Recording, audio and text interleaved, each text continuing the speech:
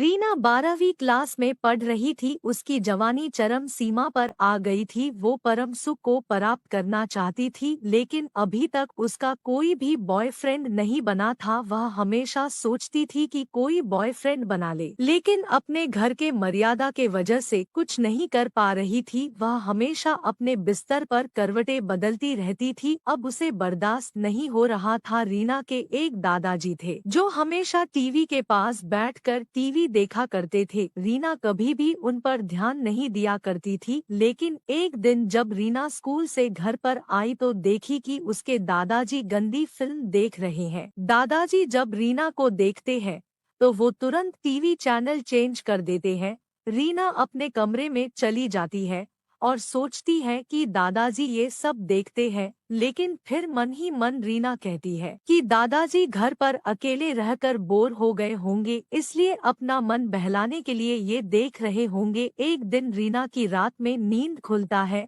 उसे प्यास लग रही थी, लेकिन उसके कमरे में पानी खत्म हो चुका था। वो पानी लेने के लिए अपने कमरे से बाहर निकलती है तो देखती है कि उसके दादाजी घर के हाल में बैठे हुए हैं और वो अपने हथियार को हिला रहे हैं। रीना जब ये देखती है तो अपने कमरे में वापस चली जाती है। अब रीना को अपने दादाजी के हथियार की याद सताने लगी थी। एक तो रीना पहले से परेशान थी अपनी जवानी को लेकर, अब वो दादाजी का इतना मोटा औजार देख ली थी तो वो जब भी अपने आंखें बंद करती थी सोने के लिए तो उसके आंखों के सामने वही तस्वीर नजर आती थी। अब वो पहले से ज्यादा परेशान रहने लगी। उसने सोचा कि क्यों न दादाजी को पटाया जाए, इससे ये होगा कि दादाजी का भी अकेलापन दूर हो जाएगा और मुझे भी वो खुशी मिल जाएगी जिसके लिए मैं इतना तरस रही हूँ। एक दिन वो स्कूल से आकर अपने दादाजी के पास बैठ जाती है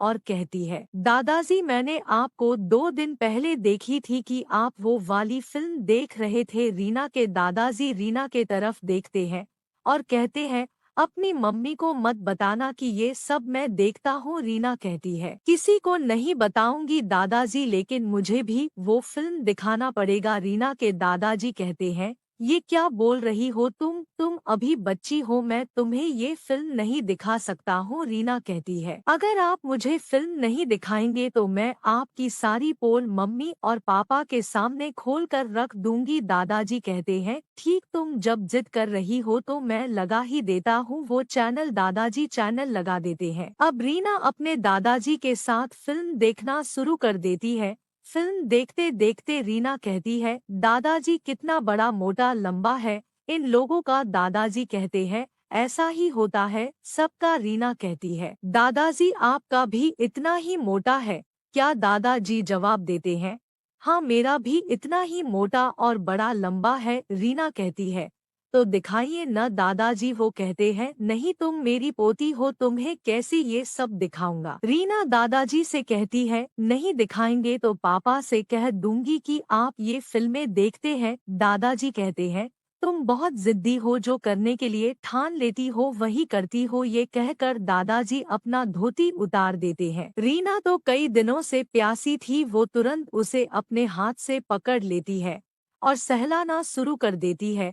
अब दादाजी को खूब आनंद आने लगा था। रीना अब उसे मुंह में लेने लगती है। अब दादाजी रीना को चाहकर भी रोक नहीं पा रहे थे, क्योंकि उन्हें भी तो खूब आनंद आ रहा था। अब दादाजी का हाथ रीना के आम छूने लगा था। उनके हाथ के स्पर्श से रीना के बदन में करंट सा दौड़ जाता है। अब रीना चाह रही थी कि उसके दादाजी कब उसके अंदर डाले, लेकिन उसके दादाजी तो पुराने खिलाड़ी थे, इसलिए वो रीना को और तड़पा रहे थे। रीना अब पूरी तरह से बेताब हो गई थी। अब उसके दादाजी अपने एक ही झटके में अंदर डाल देते हैं।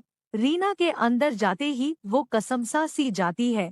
जब रीना के अंदर जाता है तो उसे ऐसा लग रहा था जैसे कि वो स्वर्ग में चली गई हो। कुछ ही देर में उन लोगों में सब कुछ हो जाता है। रीना को अब वो परम सुख मिल चुका था और दादाजी को अपने अकेलेपन से आजादी। अब रीना अपने दादाजी से रोज एक से एक स्टाइल में करवाना शुरू कर दी थी। तो कैसी लगी ये दादाजी वाली कहानी, हमें कमेंट में